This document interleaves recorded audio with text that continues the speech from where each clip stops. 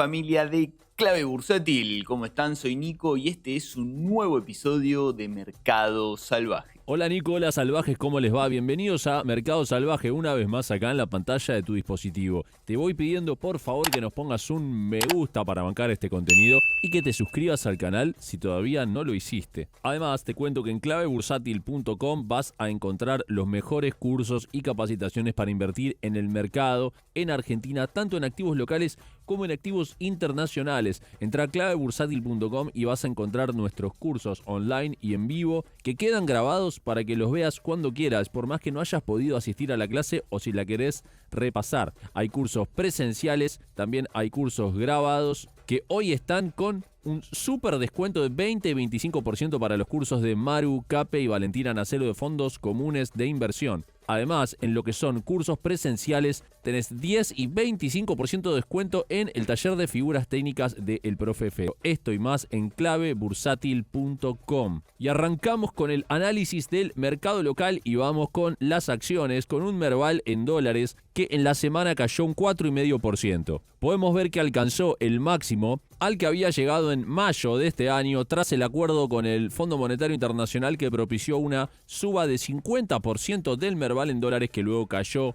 en toda la víspera electoral y ahora volvió a ese precio. Estamos hablando de los más o menos $2.080. Muchos se van a empezar a preguntar, ¿es techo esto? ¿Por qué frenó acá? Más allá del número técnico, bueno, lo vamos a desarrollar en este programa. Pero sigamos. Galicia en el ADR cayó en la semana un 6%. Y también llegó al mismo nivel prácticamente de los máximos de mayo de este año. Banco Macro, misma situación. Cayó casi un 5% en la semana y veamos que llegó a los mismos máximos de mayo de este año post acuerdo con el Fondo Monetario. No vamos a encontrar algo diferente en YPF en el ADR que llegó al máximo de este año y ahí frenó la suba. Sin embargo, esta acción YPF, el ADR, esta semana terminó neutral, casi al mismo precio que la semana pasada. Algo interesante, si lo miramos en pesos, si miramos el Merval en pesos, podemos ver que la semana pasada se alcanzó de golpe un nuevo máximo histórico por arriba de los 3 millones de puntos y luego sucedió la corrección que vimos esta semana que pasó con esa baja del 4,5% en dólares, pero en pesos vemos que volvió al máximo histórico anterior. Así es, el máximo histórico de principios de año, ese fue el piso para la semana en el Merval en pesos, que es en realidad el índice original. El Merval en dólares es una ecuación, pero no existe como tal. Esta semana se conoció también un informe privado de JP Morgan para sus clientes donde hablaba de acciones argentinas, chilenas y peruanas. Y tenemos acá el apartado de las acciones argentinas. JP Morgan viene utilizando una metodología de evaluación para las acciones argentinas que es analizar el ratio financiero de Price Forward de 12 meses, que es uno de los ratios más habituales que se usan en análisis fundamental clásico. Y acá podemos ver que ese ratio actualmente en las acciones argentinas está en torno a 9,7 veces de Price Earning Forward, siendo el más alto desde el 2021, pero es igual o más bajo de todos los múltiplos que había tenido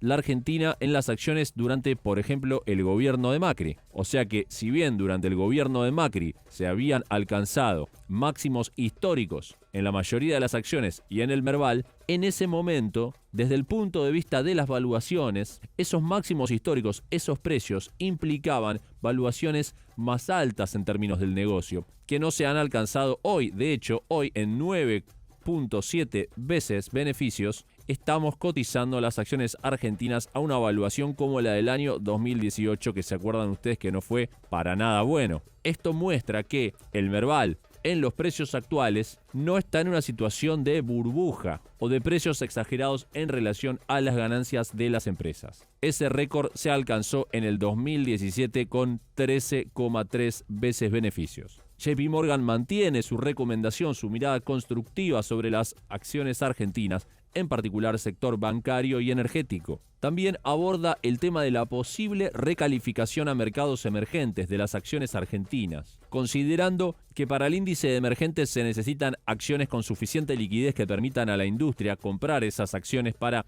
replicar los índices. JP Morgan cree que en el caso de recalificar a Argentina para mercados emergentes, las acciones que van a integrar el índice podrían ser YPF, Galicia, Macro, Vista, Pampa, TGS, BBVA y Central Puerto. ¿Qué es lo que falta? para que las acciones argentinas vuelvan a entrar al índice de emergentes? Bueno, que se terminen de levantar los controles cambiarios. Después de eso viene la consulta, el proceso de consulta de MSCI, que demora también un tiempo, con lo cual, según JP Morgan, faltaría por lo menos un año para esa reclasificación. La tesis de inversión en acciones argentinas de JP Morgan se refuerza después de las elecciones del 26 de octubre pasado. Dice JP Morgan que la elección del 7 de septiembre de la provincia de Buenos Aires había decepcionado, pero de que después de la elección de octubre, con más de 40% de los votos, el partido de Milei logra impulsar sus ideas políticas. Señala que la Libertad Avanza más el PRO tienen más de un tercio en diputados y senadores, lo cual elimina el riesgo de juicio político, y que las mejoras de los fundamentos macroeconómicos más una posible recalificación de MSCI emergentes son un buen soporte para el mercado de activos argentinos. Mientras que JP Morgan sostiene que logros del gobierno de Milei aún se mantienen, como la baja inflación, el superávit fiscal, el bajo riesgo país, hoy aproximadamente en 600 puntos, la aprobación del gobierno arriba de 40, pero atentos con esto: cambios en el régimen cambiario y levantamiento de algunos controles de capital. ¿Cómo que cambios en el régimen cambiario ve JP Morgan en la Argentina? ¿En serio? Bueno, tal vez lo sospechen, pero este es uno de los puntos más sensibles, más controversiales y que el mercado está poniendo el ojo en estos días: el régimen cambiario. Finaliza su informe diciendo que las valuaciones de las acciones han caído significativamente, lo cual justifica su optimismo en los sectores de bancos y oil and gas. Pasemos a ver el tema bonos. Esta semana el riesgo país cayó un poquitito más a 638 puntos. Sin embargo, los bonos prácticamente operaron sin cambios, o sea, subieron un poquitito nada más en la semana, porque muchos de ellos ni varió el precio de una semana a la otra, o algunos lo hicieron en menos de un 1%. Vemos que el riesgo país se encuentra en una de las zonas más bajas del año y muy cerca de los últimos mínimos, y cada vez más cerca de la zona de rollover, siendo en enero el próximo pago de deuda en dólares para los bonistas y en julio el segundo turno de pagos del año 2026. Y hay algunos indicios que nos permiten pensar que la estrategia del gobierno vaya por el lado de lograr bajar el riesgo país adentro de la zona de rollover tan pronto como para el pago de los vencimientos del 9 de enero de 2026. Aunque en realidad, si vamos estrictamente solo a la necesidad de pago de los bonos en enero de 2026, el gobierno podría hacerlo con otros dólares. No es que necesita sí o sí poder volver al mercado para hacer frente a este pago, porque tiene el swap. Sin embargo, hay algunas pistas que nos dan a pensar que el plan A del gobierno va a ser lograr refinanciar la deuda en enero, y ahora les voy a explicar por qué. Pero sigamos con los bonos. ¿Cuánto tendrían que subir los bonos desde los precios actuales para entrar a esa zona de rollover,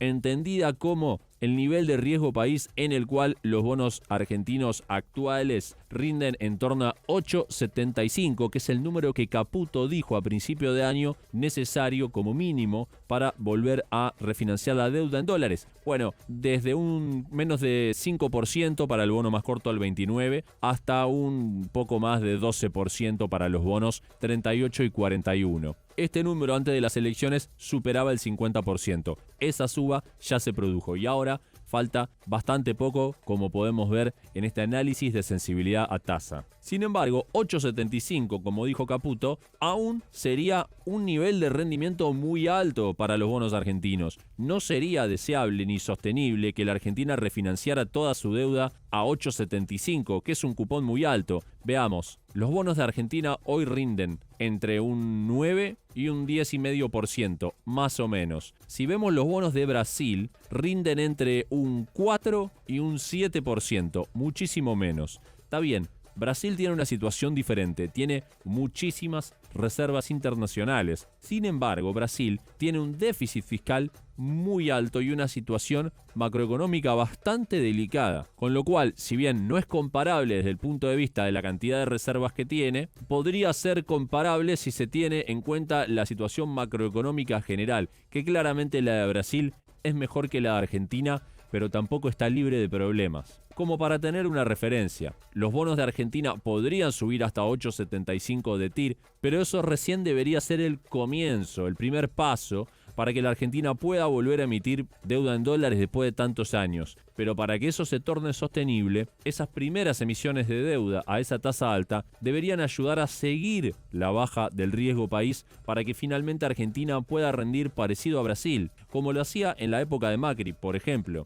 que rendía un 4%. En ese caso, los bonos argentinos podrían ir a rendir, por ejemplo, un 6%, y esta suba que vemos posible de hasta 12% sería más cercano a un 20% de suba para los bonos argentinos. Pero para eso falta. Volvamos al gráfico del riesgo país y veamos qué pasó entre el acuerdo con el Fondo Monetario y las elecciones de la provincia de Buenos Aires. ¿Por qué a partir de allí el riesgo país, que bajó con el acuerdo del Fondo Monetario, no pudo bajar de 700 puntos? Por más que hubo buenas noticias durante el año 2025 para el gobierno y para la macroeconomía, ustedes si miraron Mercado Salvaje se acordarán que durante todo ese tiempo había un motivo por el cual el mercado no convalidaba un riesgo país más bajo, y era la famosa controversia de por qué el Banco Central no compra reservas. Hablábamos del riesgo país de Brasil, mucho más bajo, con una situación fiscal mucho peor, pero tiene reservas y Argentina no, solo las tiene prestadas. Entonces acá vuelve otra vez el dilema, aparece otra vez el elefante en la sala,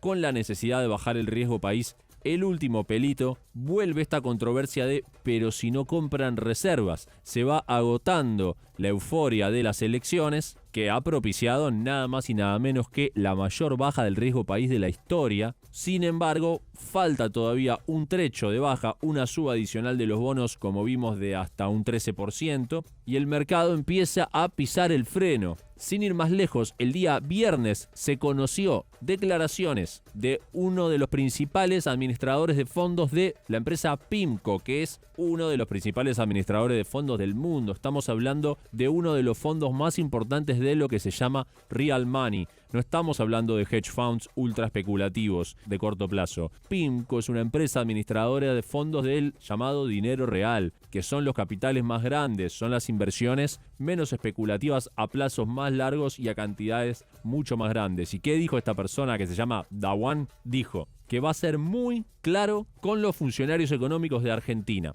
que les recomienda muy enfáticamente dejar flotar al tipo de cambio y que aprovechen esta vez que las cosas están saliendo bien, que los tiempos son buenos, que lo hagan ahora si quieren cortar con el círculo vicioso. Y fue muy duro al final, dice: inversores internacionales como nosotros no vamos a invertir en activos locales de Argentina a estos niveles de tipo de cambio. Punto y aparte. Lapidario, el administrador de fondos de PIMCO, en su opinión sobre el régimen cambiario de Argentina. Volvamos al riesgo país. Frenándose la espuma, cortándose la euforia del resultado de las elecciones y todavía te falta un trecho para entrar a la zona de rollover, empiezan a aparecer de nuevo las rispideces con el mercado respecto del régimen cambiario de las bandas y la no acumulación de dólares. Y otra vez entramos en el dilema del huevo y la gallina. El gobierno dice, vamos a acumular dólares. ¿Cuándo? Cuando baje el riesgo país, empiecen a entrar de nuevo dólares financieros, no tengamos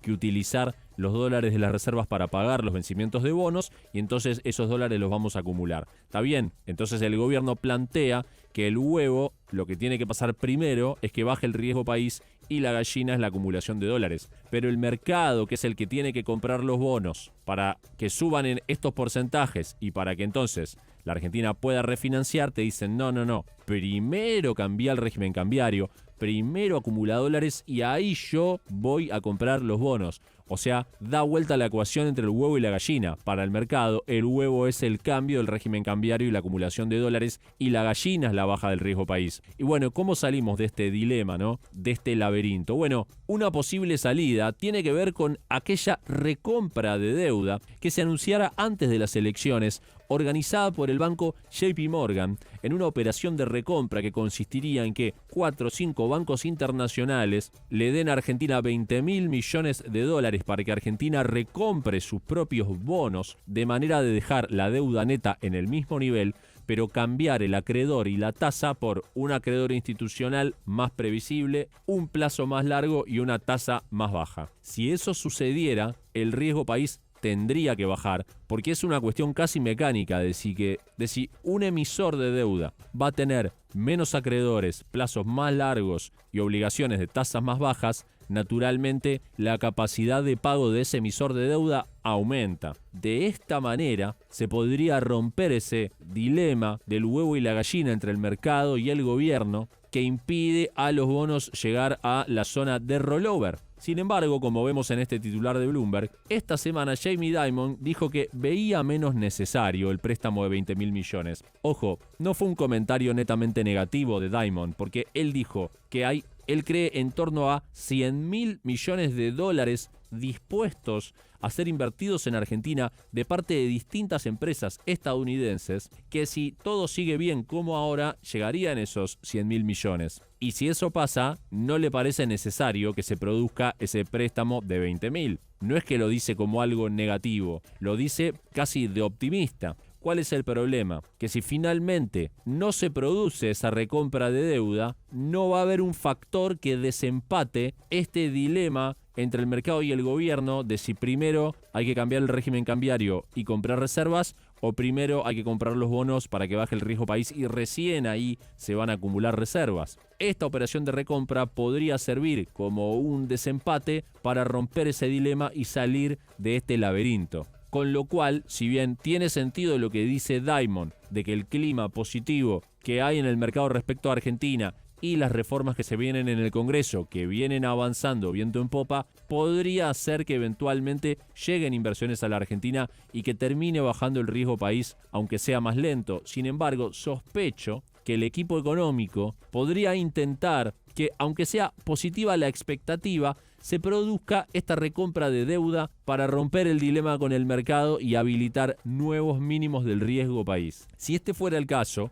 los bonos tendrían para subir el número que vimos en principio, sino más luego, dado que no sería sostenible estar siempre emitiendo deuda al 8,75, que es muy alto, sino que habría que ir más en torno al 6% como Brasil, y eso obviamente que iría aparejado de subas en las acciones, donde al Merval todavía le queda para llegar al máximo histórico anterior, en una tendencia que parece haberse recuperado, es decir, podríamos ver una corrección incluso hasta el piso de la tendencia alcista de 2022 para luego continuar en la misma. En una tendencia alcista ahora estamos desde el punto de vista técnico, si lo vemos evaluando soportes y resistencias, inclusive si utilizamos promedios móviles, vamos a encontrar que el Merval se subió a todos los promedios de corto, mediano y largo plazo. Si nos planteamos por qué el Merval frenó en este nivel técnico, que era el mismo máximo de mayo, y metió esta corrección de 4,5% en la segunda semana después de las elecciones, con un rally de los bonos que también se cortó, donde los bonos se sostuvieron mucho más que las acciones. No cayeron, simplemente pararon de subir y el riesgo país paró de bajar.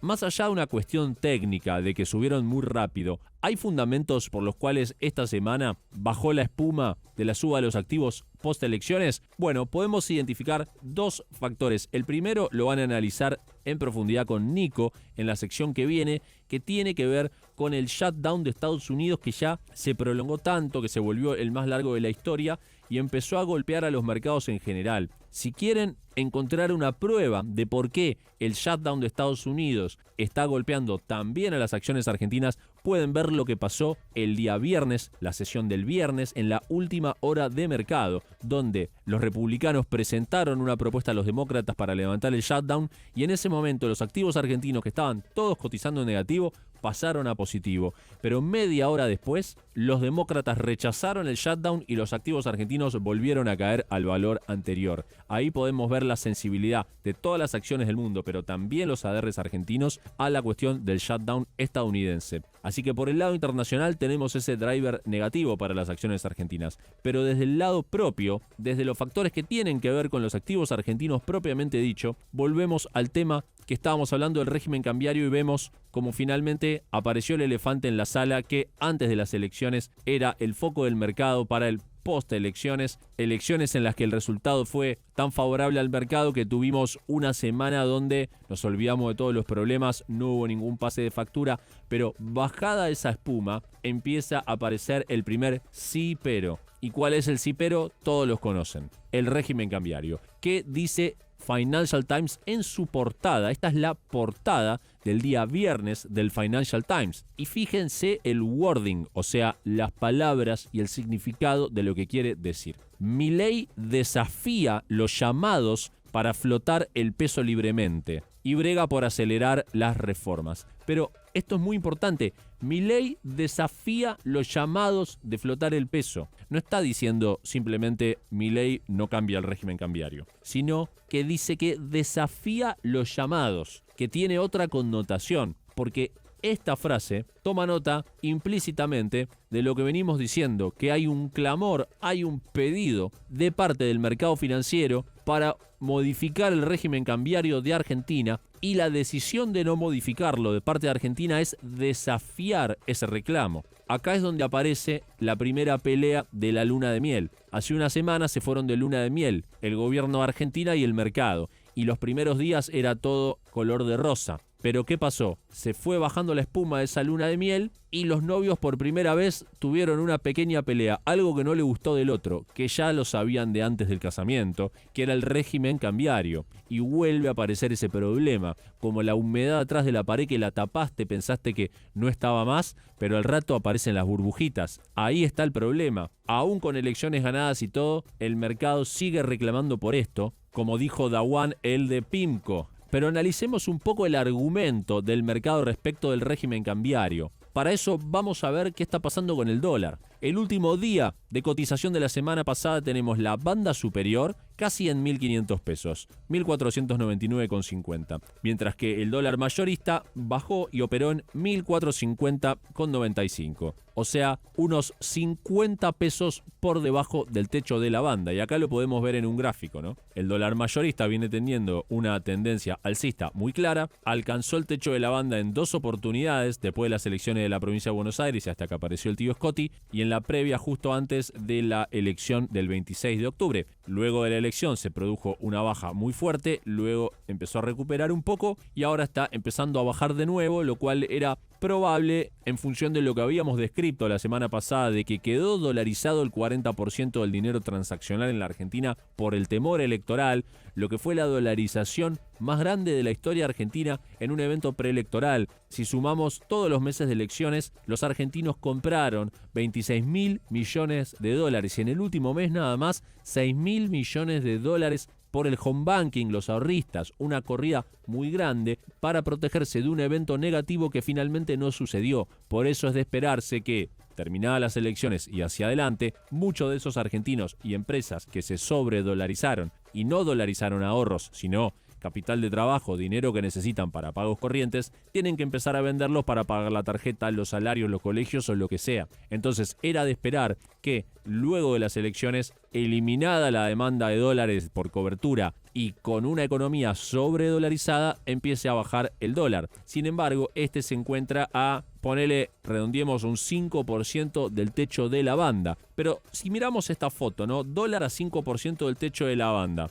Pero ahí el central no tiene que vender, digamos, no es un problema. Miramos el tipo de cambio real multilateral, ¿no? El índice que evalúa la competitividad del peso argentino contra el resto de las monedas de sus socios comerciales. Podemos ver que luego de el principio del gobierno de Milei, con una gran suba, con la devaluación de 300 a 800, bueno, el dólar se fue de a poco atrasando hasta llegar a los niveles bastante insostenibles de principios del año 2025, donde todo el mundo se iba de vacaciones a Brasil en vez de ir a un lugar de la costa argentina, con ese dólar que estaba aproximadamente entre 1.000 y 1.100. Bueno, esa situación se fue revirtiendo y el dólar subió de 1.000, 1.100 a casi 1.500 en este momento, con una inflación que solamente subió un 22%, o sea que el dólar recuperó mucho terreno y hoy un turismo al extranjero está aproximadamente un 30% más caro que el año pasado. Ahora el índice del tipo de cambio real multilateral se ubica en el valor de 100,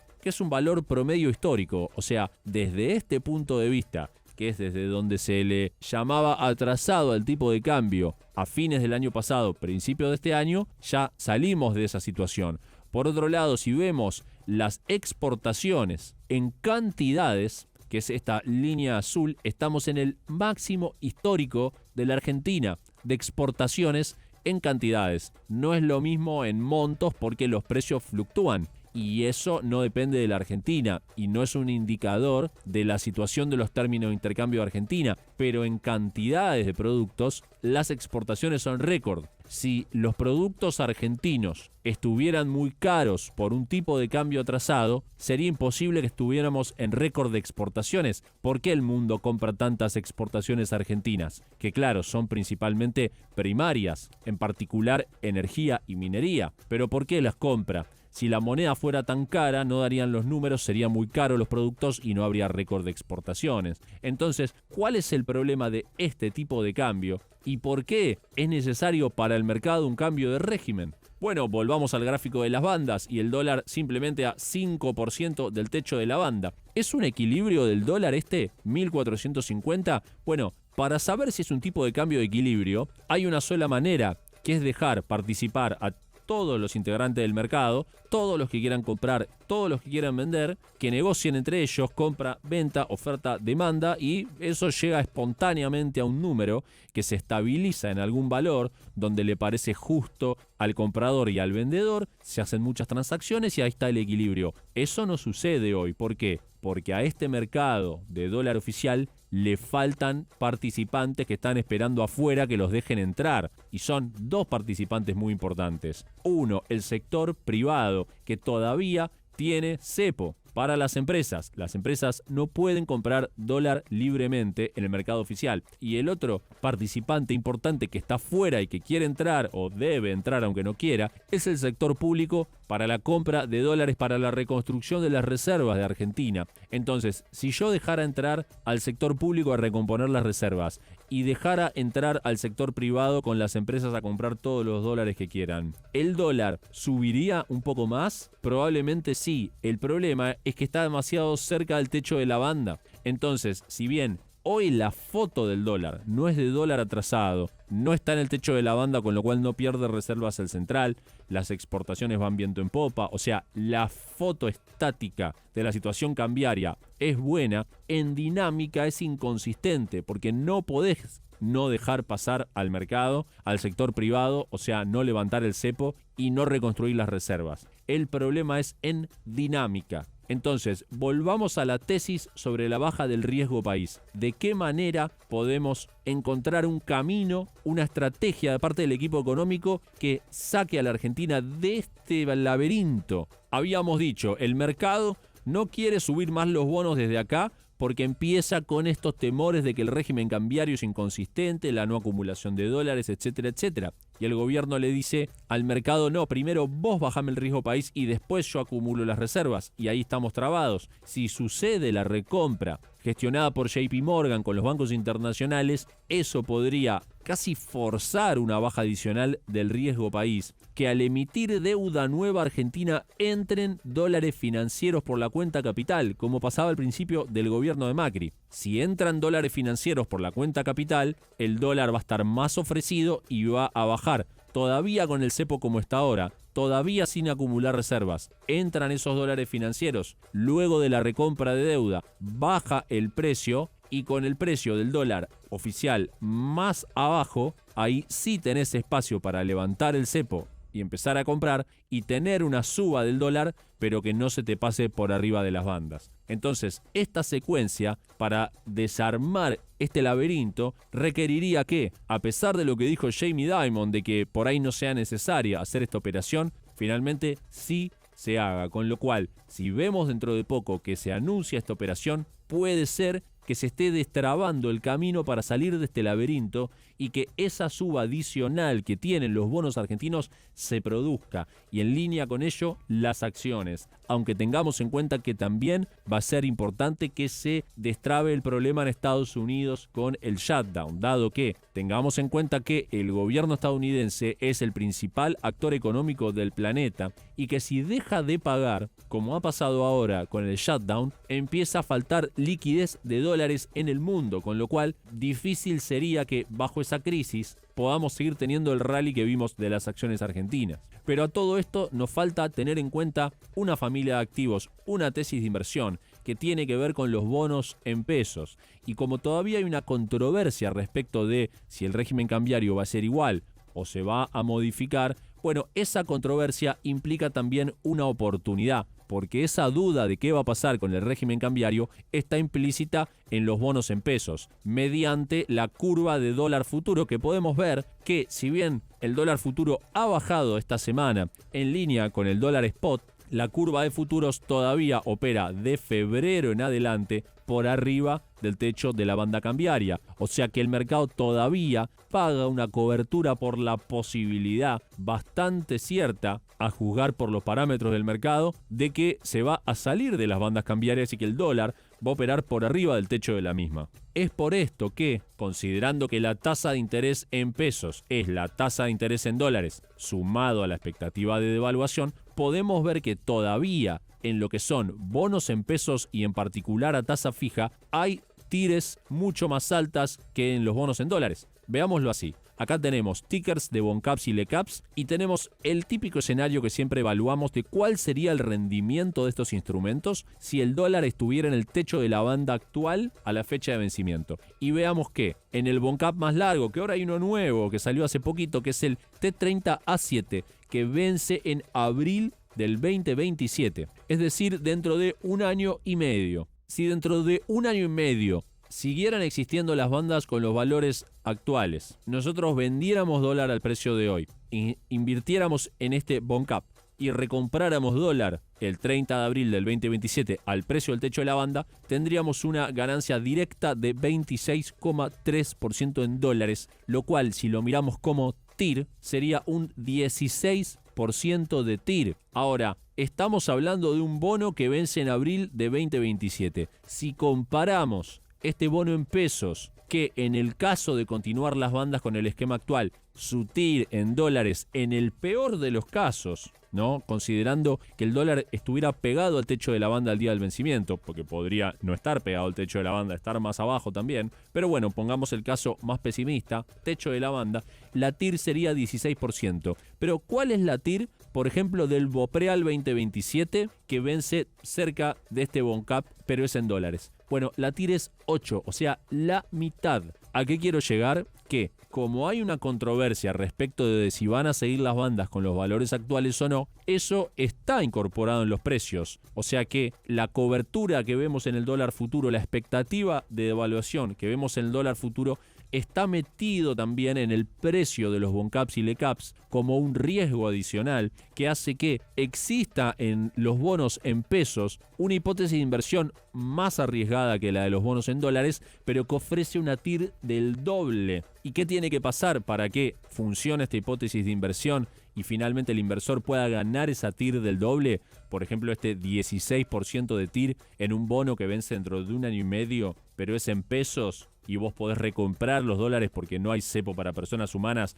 el día 30 de abril del 2027, lo que tiene que pasar es que las bandas permanezcan así y no se modifiquen, que es lo que el gobierno está diciendo que va a pasar, pero el mercado está empezando a quejarse otra vez y se ha puesto un freno a la suba de los activos argentinos, y este clamor probablemente cada vez vaya creciendo. ¿Será finalmente entonces la operación de recompra de los bonos argentinos la que pueda romper este laberinto para que finalmente baje más el riesgo país y empiecen a entrar dólares por la cuenta capital que hagan que el Banco Central acumule reservas sin necesidad de modificar el régimen de bandas y entonces se hagan realidad estas ganancias muy abultadas de la renta fija en pesos? Bueno, lo vamos a saber dentro de poco. Mientras tanto, hay otros tipos de bonos en pesos argentinos, por ejemplo los bonos Tamar, que tienen implícita la tasa Tamar, que es la de los plazos fijos de más de 1.000 millones de pesos. Esa tasa Tamar estuvo bajando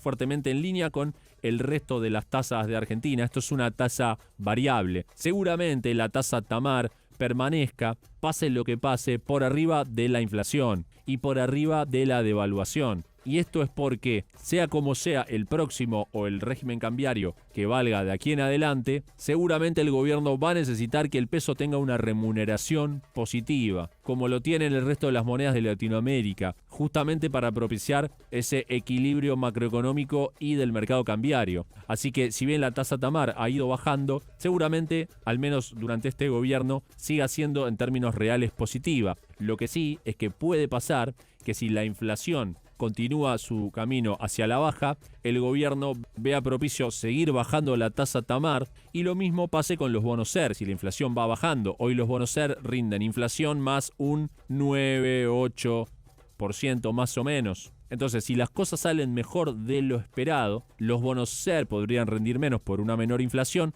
por ende la tasa Tamar podría bajar un poco más. Sin embargo, la tasa fija ya quedó fija desde ahora. Por eso es que la tasa fija de Boncap y Lecap es hoy la apuesta de renta fija más arriesgada de los activos argentinos y, obviamente, como consecuencia también la que tiene mayor posibilidades de mayor rendimiento en caso de salir bien. Obviamente que la inversión en SER y la inversión en Tamar tiene un poco más de cobertura implícita, es un poquito más conservadora. El último punto que les voy a mencionar tiene que ver con qué fue lo que pasó finalmente con las compras de pesos que hizo el tío Scotti en el mercado. Y acá podemos ver con un gráfico de EconViews, información que obtuvo en el último informe monetario cambiario del Banco Central, muestra que antes de las elecciones, las letras del Banco Central emitidas en moneda nacional, que es el activo que le dieron al tío Scotti para que coloque sus pesos, subieron a un valor más o menos de 2.000 millones de dólares. Acá fue cuando el mercado se dio cuenta que el tío Scotti había puesto sus pesos en una letra moneda nacional del Banco Central.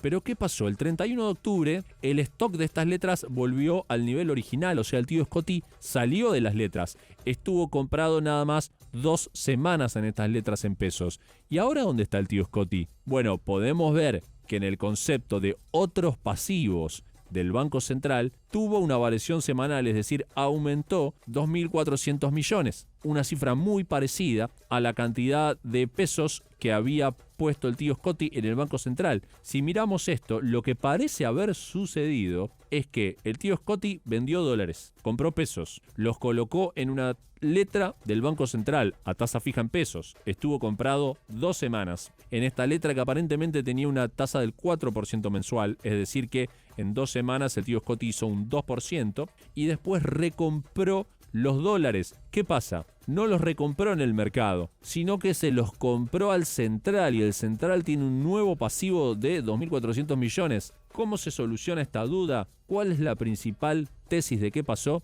Bueno, lo que se cree es que el Banco Central activó un tramo del swap con el Tesoro estadounidense y agarró esos dólares del swap y se los vendió al tío Scotti a cambio de pesos. O sea, el tío Scotti usó su propio swap para salir del trade en pesos. En otras palabras, los dólares que usó el tío Scotti para vender el mercado antes de las elecciones fueron un adelanto del swap. Eso es lo que terminó pasando materialmente. Así que lo más probable es que el swap haya sido activado. De los 20.000 millones como máximo disponibles, se debe haber activado, no sé, 2.500 millones, 3.000 millones, lo que sea necesario, para vendérselos al propio Tesoro estadounidense que salió con ganancias del trade, tal cual había prometido a la prensa estadounidense. Había dicho, soy experto en esto, hace 40 años soy trader de monedas, nuestro fondo de estabilización no va a perder, nunca perdió y no va a perder ahora, y cumplió, porque el Tesoro americano vendió dólares en el techo de la banda, los colocó a tasa a los pesos, les hizo un 2% en 2 semanas y después recompró los dólares al precio de ese momento del mercado cambiario, que sería más o menos un 5% abajo del techo de la banda. Ahí le ganó un 5% más. Supongamos que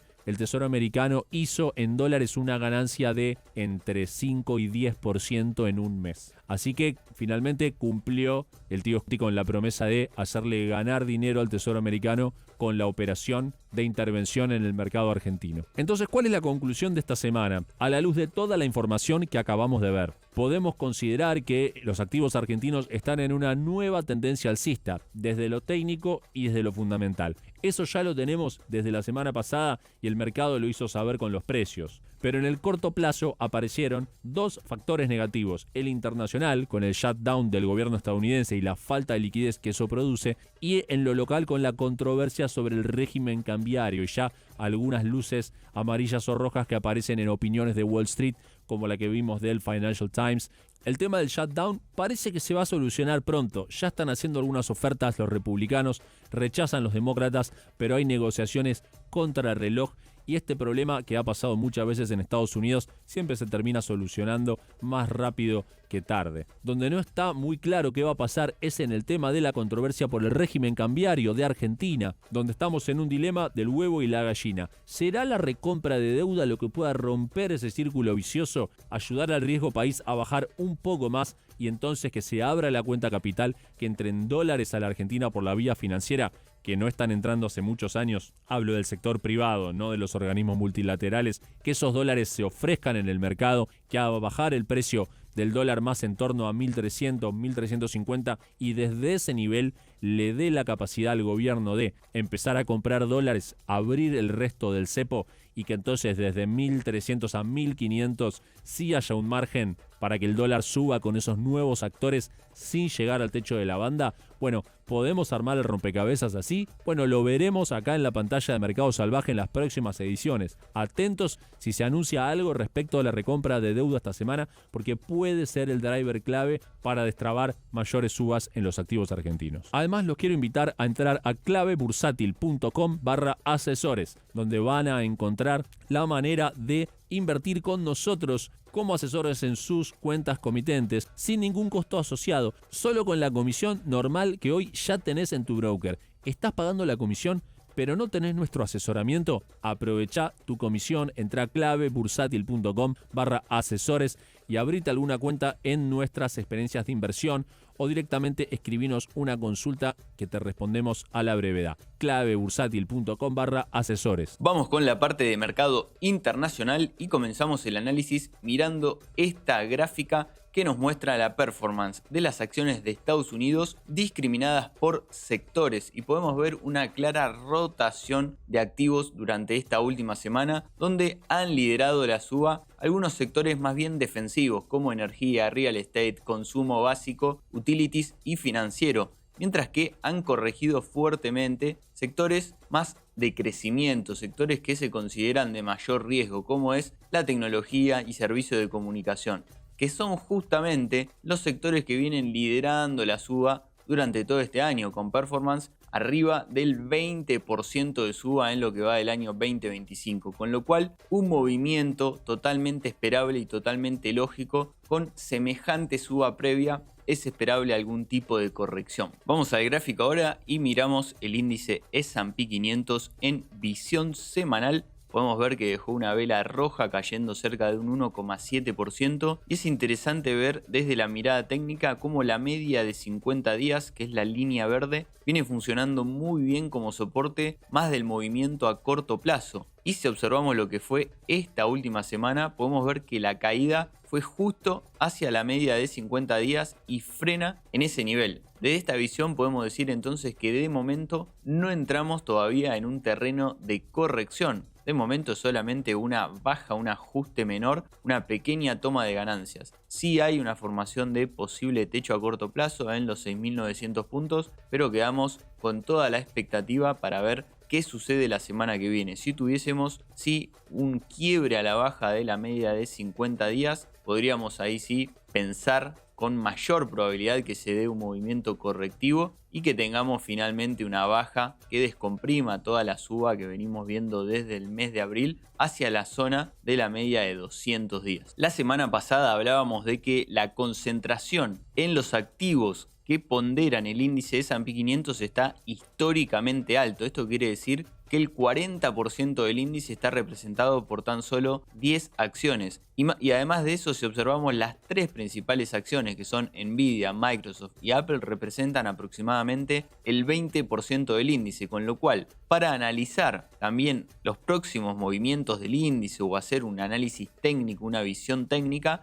toma de gran relevancia también analizar y hacer un seguimiento de estos tres activos. En primer lugar, miramos el gráfico de Microsoft en visión semanal, donde inicialmente observamos la suba que tuvo desde el mes de abril de más de un 60%. Posteriormente dibuja una figura muy clarita de doble techo, marcando máximo en la zona de los $554, y a partir de ahí viene corrigiendo. Ya la semana pasada habíamos advertido de esta figura y esta última semana corrige un 4%. Tiene margen para seguir cayendo dentro del movimiento alcista hacia la zona de los $450 tranquilamente, que corresponde a una resistencia importante del pasado. En caso de caer hacia ese nivel, podría bajar entre un 8 y un 9% adicional. En el caso de Nvidia, que es hoy en día el principal componente del índice de S&P 500, la que mayor peso tiene dentro de la composición del índice, observemos que vino subiendo un 143% desde el mes de abril, recuperó toda la caída y después siguió subiendo hasta marcar máximo histórico en la zona de los $210 aproximadamente, y esta semana deja una vela envolvente devolviendo toda la suba de la semana anterior, cayendo un 7%, y podemos observar que podría caer tranquilamente un 16% adicional para ir a buscar la zona de los $153, que corresponde a una resistencia importante anterior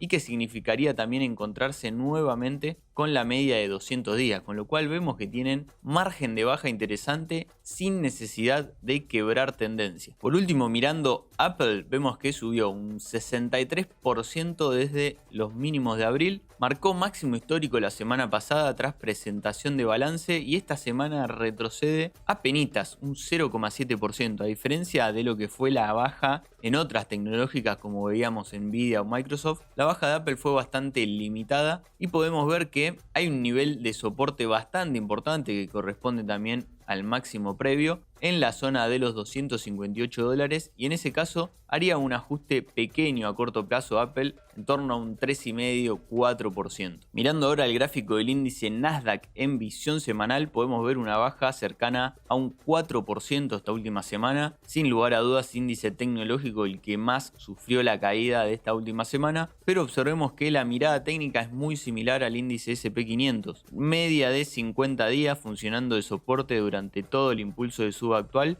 y esta semana cierra justo arriba de la media de 50 días, reconociendo nuevamente soporte, con lo cual de momento un pequeño ajuste de corto plazo, una toma de ganancias, y no podemos hablar todavía de una corrección. Quedamos expectantes también a ver qué sucede la semana que viene. Sí podemos observar que en caso de haber corrección, el Nasdaq tiene un margen de baja cercano a un 11% para ir a buscar la zona de la media de 200 días y la zona del máximo previo, que corresponde a los 22.100 puntos. Misma situación es la que encontramos en el índice Dow Jones, que esta semana cayó cerca de un 1,2%, también reconociendo a la media de 50 días como soporte, rebotando levemente y recuperando parte de la caída inicial y manteniéndose arriba de este promedio móvil. En caso del Dow Jones, si hubiese efectivamente una corrección más significativa, podría caer hacia un nivel importante en torno a los 45.060 puntos, que corresponde a toda esta zona de resistencia previa, que podría significar por cuestión de tiempo encontrarse con la media de 200 días y que significaría una magnitud de baja en torno a un 4%. Con lo cual, acá podríamos concluir que si efectivamente entramos en una corrección más significativa en el mercado de Estados Unidos, sería mucho más apropiado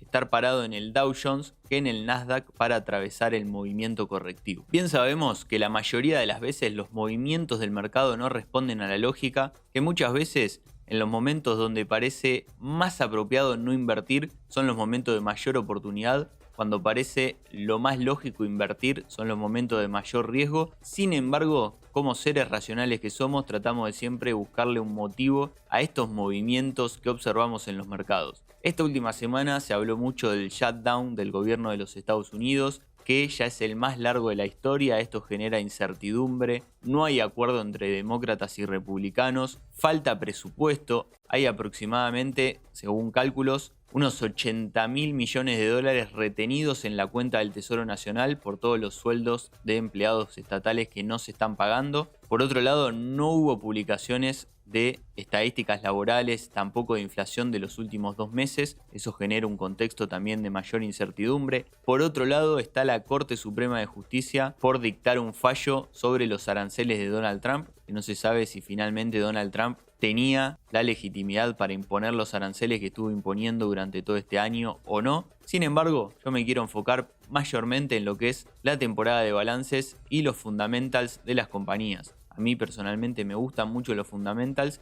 y creo que dicen mucho también del contexto actual del mercado. Observemos las métricas principales de lo que viene siendo esta temporada de balances en el mercado de Estados Unidos. este informe con fecha 7 de noviembre del 2025, podemos ver que ya presentaron balance más del 90% de las empresas del S&P 500, el 82% de las empresas superó estimaciones del mercado, el crecimiento promedio en las ganancias corporativas a nivel interanual viene siendo de más de un 13%, es decir, las empresas están ganando mucho dinero actualmente en Estados Unidos y podemos ver que a pesar de eso, el múltiplo PER promedio del S&P 500 se encuentra casi en 23, que está por arriba del promedio de los últimos 5 y 10 años. Y esto se explica claramente por lo que vemos en este gráfico de acá, donde en línea celeste observamos la evolución del índice, básicamente el movimiento en el precio de las acciones que componen el índice, y en línea más azul oscuro la evolución de las ganancias corporativas. Podemos ver que efectivamente en el primer trimestre del año 2025 tuvimos como un amesetamiento en las ganancias de las empresas, pero ya a partir de estos últimos 2 trimestres comienza a acelerar,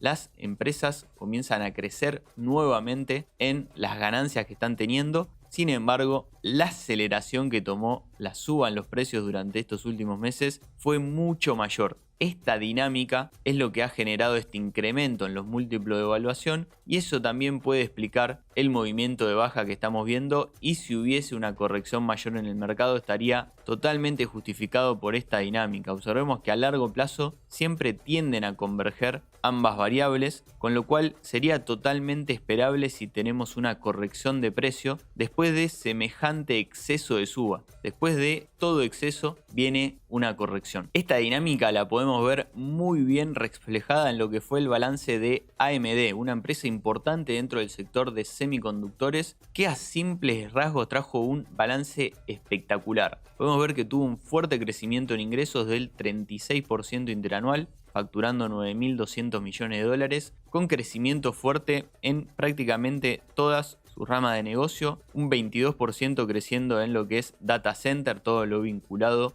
a infraestructura en inteligencia artificial, con ingresos de 4.300 millones de dólares, un récord histórico para la compañía en esta rama de negocio. Todo lo que es la parte de clientes, más enfocado a lo que es la parte de computación y placas Ryzen para computadoras, podemos ver que creció un ritmo del 46% interanual, y todo lo que es gaming creciendo un 181% interanual, es decir, una empresa que está en claro crecimiento. Por otro lado, mejorando márgenes de rentabilidad, mejorando margen bruto, margen operativo, que creció a un ritmo del 75% a nivel interanual el ingreso operativo, y un margen neto del 13%, también mejorando con una ganancia de 1.200 millones de dólares. Algunas métricas claves a destacar de este último balance de AMD: podemos ver una generación de free cash flow de 1.500 millones de dólares, caja de equivalentes cerrando el trimestre con 7.200 millones de dólares, tiene deuda por 3.200 millones de dólares, es decir que tiene cerca de 4.000 millones de dólares de caja neta positivo, una posición financiera sólida esta compañía, y proyecta ingresos para el último trimestre del año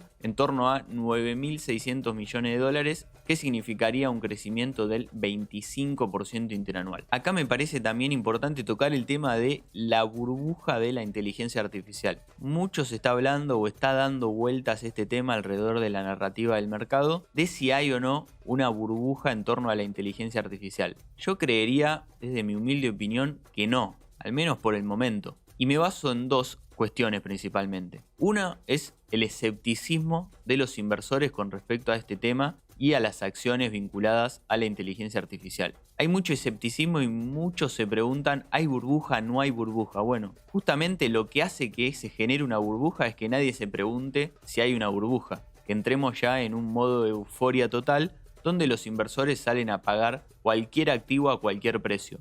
Eso pareciera no estar sucediendo actualmente en el mercado. Y otra cuestión que yo estoy viendo son los fundamentales de las empresas. La semana pasada vimos los balances de las grandes tecnológicas, ahora estamos viendo AMD. Todas las compañías están creciendo fuertemente, mejorando márgenes de rentabilidad, y un punto no menor es que tienen sólida posición financiera, no es que están incurriendo en grandes montos de deuda para financiar el desarrollo de inteligencia artificial, sino que tienen gran capacidad de generación de flujo de caja y utilizan esa generación de flujo de caja para invertir en el desarrollo de infraestructura vinculado a inteligencia artificial. A diferencia de lo que había sido, por ejemplo, la crisis de la .com con el boom y la aparición de Internet, donde un montón de acciones salieron a cotizar en bolsa, los inversores lo compraban sin tener idea de qué empresa había detrás y muchas de esas empresas ni siquiera ganaban dinero. A diferencia de lo que vemos hoy, donde empresas como AMD está ganando mucho dinero. Más allá de presentar este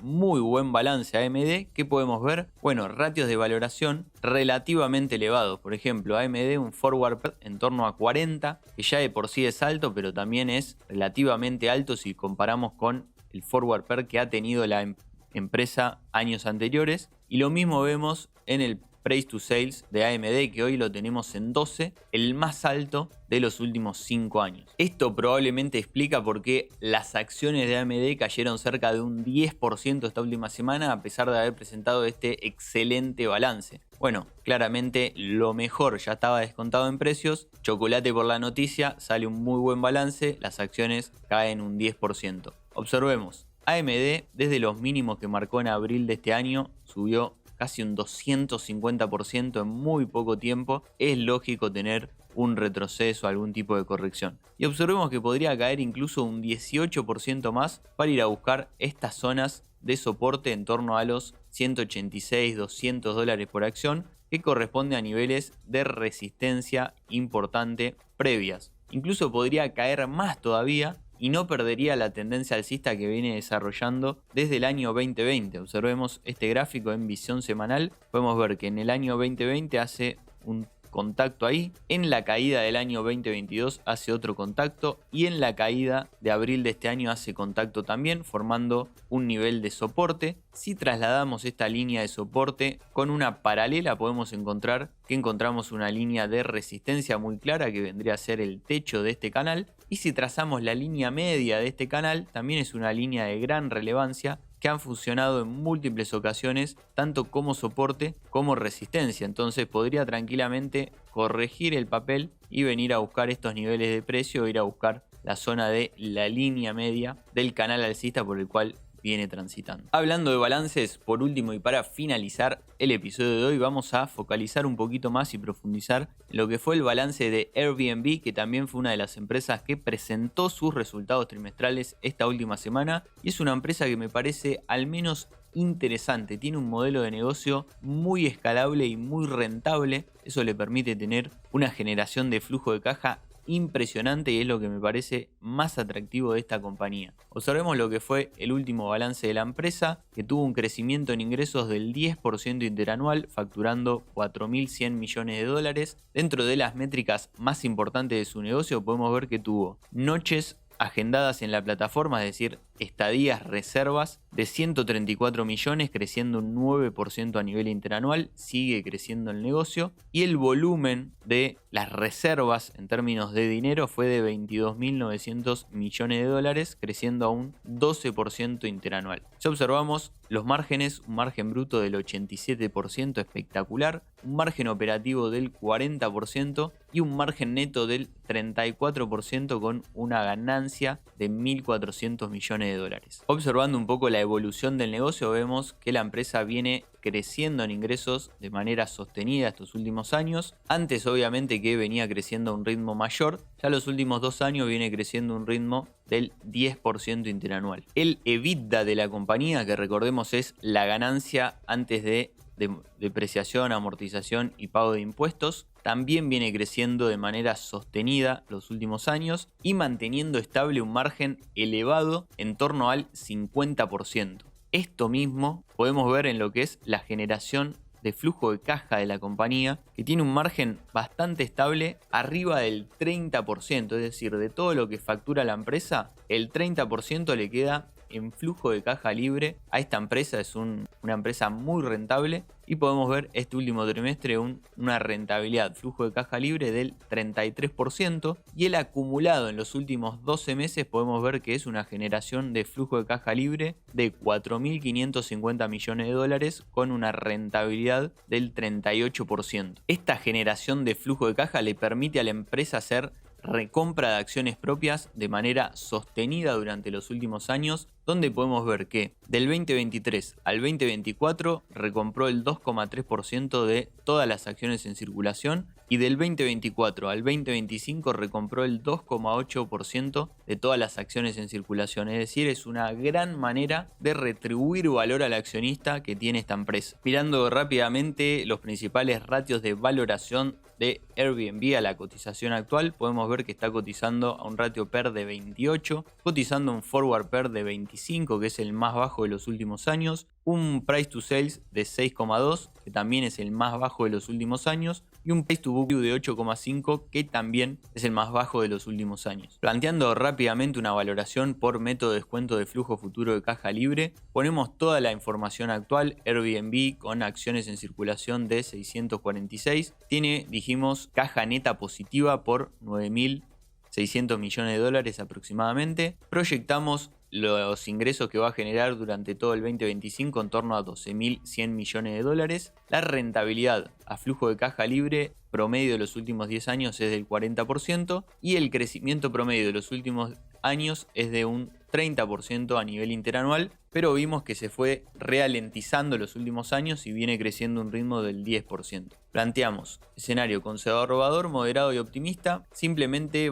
alternando lo que es la variable crecimiento en ingresos, dejamos fijo una rentabilidad del 35%, bastante en línea con los últimos años y algo que yo creo totalmente alcanzable para esta compañía. Y ponemos un ratio de valoración de precio sobre el flujo de caja libre de 16, que está incluso por debajo de 18, que es el promedio al cual ha cotizado la empresa en los últimos años. Bajo estas variables y estos parámetros nos da un valor estimado de 120 dólares por acción para el escenario conservador, un valor estimado de 137 dólares para el escenario moderado y para el optimista un valor estimado de 156 dólares. Nos estaría dando un valor promedio entre 130 a 140 dólares para la acción de Airbnb. Complementando por último con la mirada técnica, miramos el gráfico en visión semanal de Airbnb, que es una empresa bastante incipiente, hace no mucho que cotiza en bolsa y podemos ver que toda su historia lamentablemente ha sido bajista. Está bajista de largo plazo y bajista también de corto plazo, con esta línea de tendencia bajista que viene marcando todo el movimiento de baja actual. Podemos ver que actualmente está cotizando en torno a los 118 dólares. Desde nuestra estimación de valor nos da una infravaloración en torno al 13%, aunque podría seguir cayendo un poquito más para ir a buscar esta línea de soporte.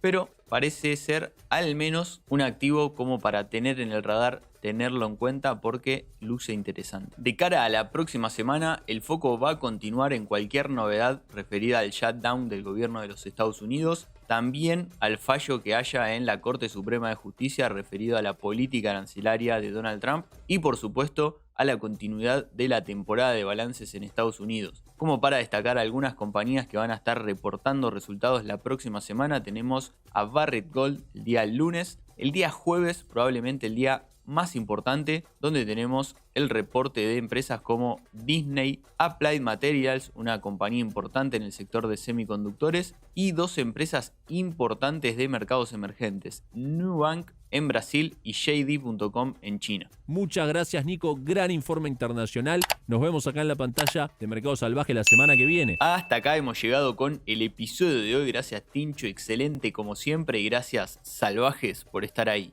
Nos estaremos viendo en un próximo episodio de Mercado Salvaje. Buena vida, buenas inversiones. Chao.